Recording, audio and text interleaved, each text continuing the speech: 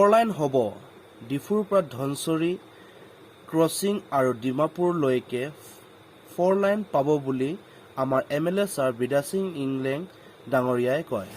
পিছে MLA sir আপোনাক মনত পেলাই দিব বিচাৰোঁ যে যোৱা কেইবাবছৰ ধৰি আজিলৈকে বনি নহ'ল ডিফু ধনচুৰি পথ।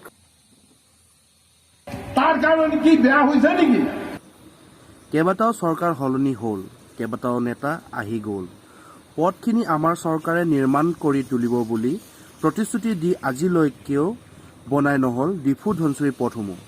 পিছে ছাৰ কেতিয়ালৈকে হ'ব ডিফু ধনচুৰিলৈকে যোৱা পথসমূহ? উত্তৰ জানিব পাৰিমনে? ধনচুৰি, ৰঙাপাহাৰ ক্ৰছিং, ডিমাপুৰ ইয়াৰ পথলৈকে 4 লাইন ৰাস্তা পাব।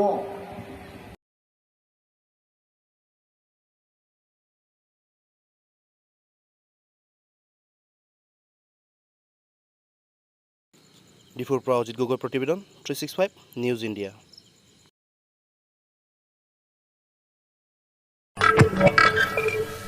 আজিৰ প্ৰাইম টাইমৰ পৰা মই বিদায় লৈছো। চাই থাকিব 365 নিউজ ইণ্ডিয়া।